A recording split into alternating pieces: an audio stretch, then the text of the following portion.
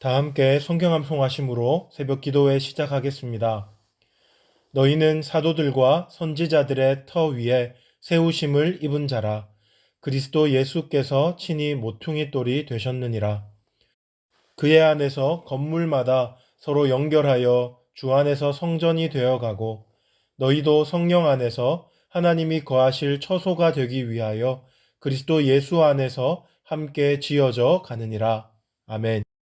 이제 함께 말씀 보시겠습니다.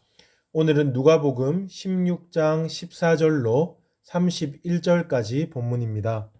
저는 14절과 15절을 봉독해 드리겠습니다. 바리새인들은 돈을 좋아하는 자들이라 이 모든 것을 듣고 비웃거늘 예수께서 이르시되 너희는 사람 앞에서 스스로 옳다 하는 자들이나 너희 마음을 하나님께서 아시나니 사람 중에 높임을 받는 그것은 하나님 앞에 미움을 받는 것이니라. 아멘. 오늘 본문은 크게 두 부분으로 나눌 수 있습니다. 먼저 앞부분인 14절부터 18절에서 예수님은 돈을 사랑하는 바리새인들을 비판합니다. 예수님께서 앞서 재물과 하나님을 겸하여 섬길 수 없고 돈으로 할 수 있는 가장 가치 있는 일은 구제다라고 말씀하셨을 때 바리새인들은 이 말씀을 듣고 비웃었다고 14절에 기록하고 있습니다. 이러한 바리새인들의 태도는 그들 마음 중심에 무엇이 있는지 밝히 드러내고 있습니다. 그들은 외식하며 의롭고 경건한 척하지만 그 마음 중심에는 명예와 부, 권력을 쫓으며 사람들의 눈앞에 높임을 받으려고 하는 욕망으로 가득했습니다. 예수님은 이러한 그들의 중심을 꿰뚫어 보시고 그들을 15절과 같이 책망하고 계시는 것입니다. 15절을 제가 다시 한 번 더 읽어드리겠습니다. 예수께서 이르시되 너희는 사람 앞에서 스스로 옳다 하는 자들이나 너희 마음을 하나님께서 아시나니 사람 중에 높임을 받는 그것은 하나님 앞에 미움을 받는 것이니라.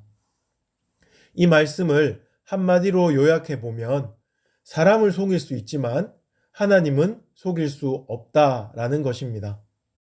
사람은 외모를 보지만 하나님은 중심을 보시기 때문에 하나님께서는 사람들 앞에서 외식하며 겉모양만 내는 자들을 미워하신다고 말씀합니다.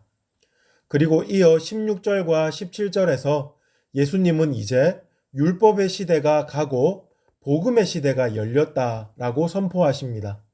이 복음의 시대에는 율법의 행위를 내세우고 외식하는 자들이 더 이상 설 곳이 없어집니다.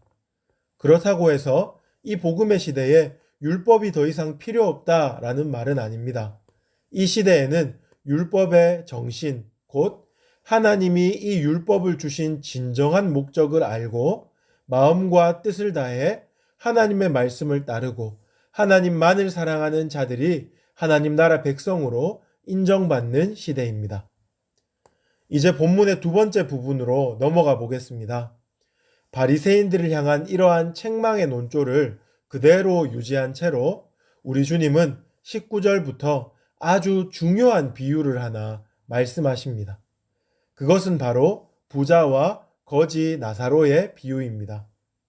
이 비유 속에서도 앞서 예수님이 말씀해 주신 불의한 청지기에 대한 비유와 같이 부자 한 명이 등장하고 있습니다.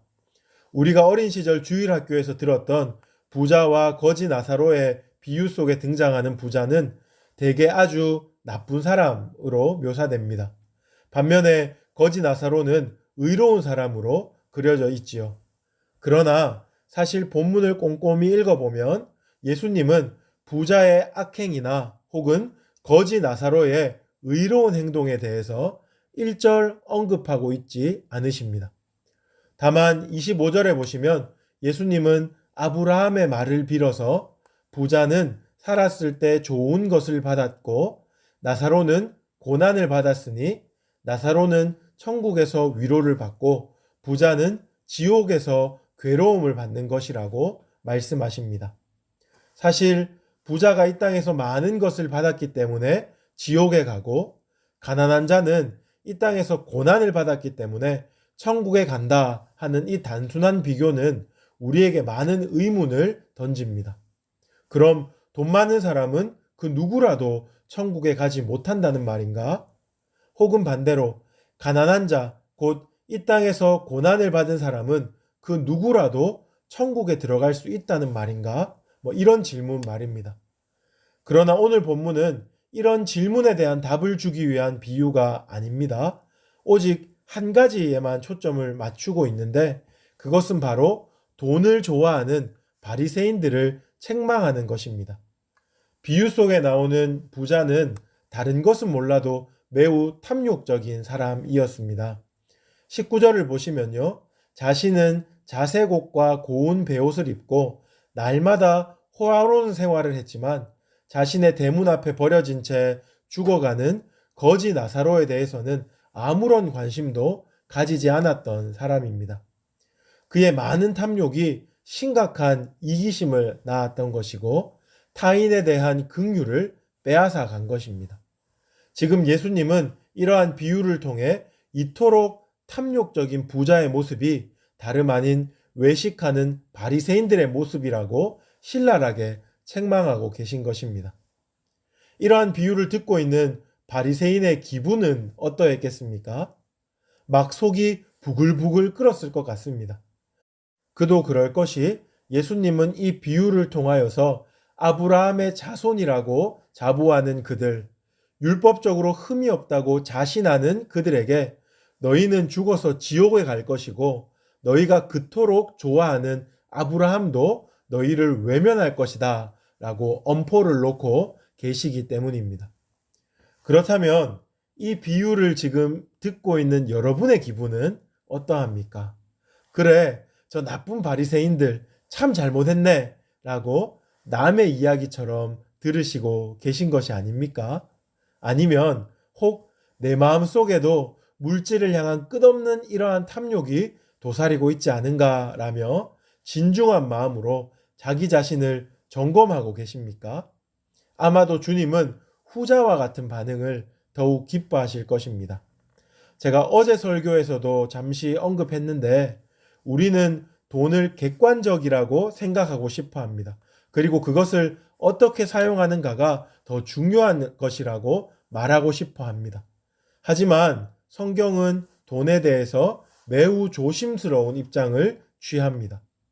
돈은 쓸모있고 가치 중립적인 재화 이렇게 말하고 있지 않고 불의한 재물이다 라고 말한 예수님의 말씀을 우리는 좀 기억해야 하겠습니다. 돈이 많은 사람이 탐욕으로부터 자유롭기가 여간 어려운 것이 아니라는 사실도 우리가 기억했으면 좋겠습니다. 그러면서 혹 나도 내가 알지 못하는 사이에 돈을 사랑하고 돈을 쫓아 살아가고 있지 않는가 자신을 잘 점검해 보아야 하겠습니다.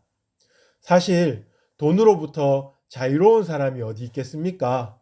당장 돈이 없으면 나 혼자만 불편해지는 것이 아니고 나의 가족도 불편해지고 그리고 그러한 불편은 너무나 쉽게 불행감으로 이어진다는 것을 우리는 잘 알고 있습니다. 그래서 많은 사람이 악착같이 돈을 벌려고 합니다. 돈이 좋아서가 아니고 가난이 가져다주는 불행이 싫어서입니다. 우리 하나님께서 이런 사실을 모르실 리가 없습니다. 오히려 그분은 이런 인생의 질고를 불쌍히 여기시고 도와주시는 분이십니다. 하지만 문제는 우리가 죄인이라는 것입니다. 처음에는 불편을 해소하기 위해서 돈을 모으기 시작하지만 불편을 해소할 만큼 돈이 모였다 해도 우리는 멈추지를 못합니다. 조금만 더 하면서 계속 욕심을 내게 됩니다.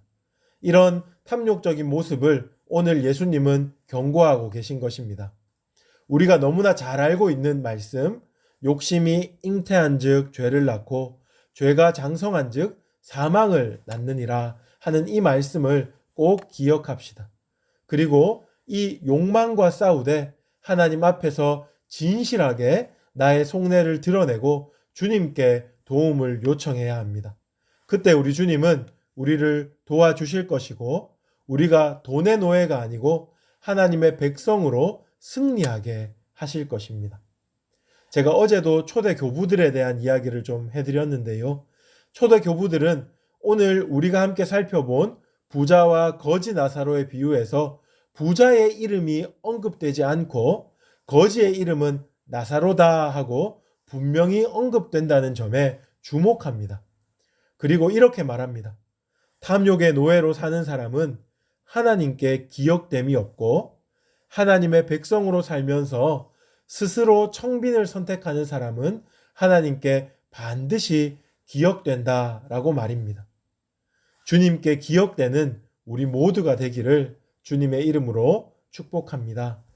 이제 들었던 말씀을 기억하면서 세 가지 기도 제목으로 함께 기도하기를 원합니다.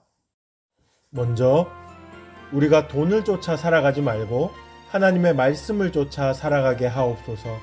정직하게 하나님의 도우심을 구하며 탐욕과의 영적 싸움에서 승리하게 하옵소서. 두 번째로 내일 드려지는 주일 예배 가운데 하나님의 강력한 임재하심이 있게 하시고 예배를 통해 회복을 경험케 하여 주옵소서. 마지막 세 번째로 코로나19 사태가 하루속히 종식되게 하옵시고 특별히 교회를 불쌍히 여기사 이번 일을 통해서 교회가 새롭게 되고 더욱 하나님 앞에 납작 엎드리는 계기가 되게 하여 주옵소서. 은혜를 주옵소서. 나눈 기도 제목 가지고 또한 여러분 가지고 계신 기도 제목 가지고 우리 주여 부르짖고 합심으로 기도하시겠습니다. 주여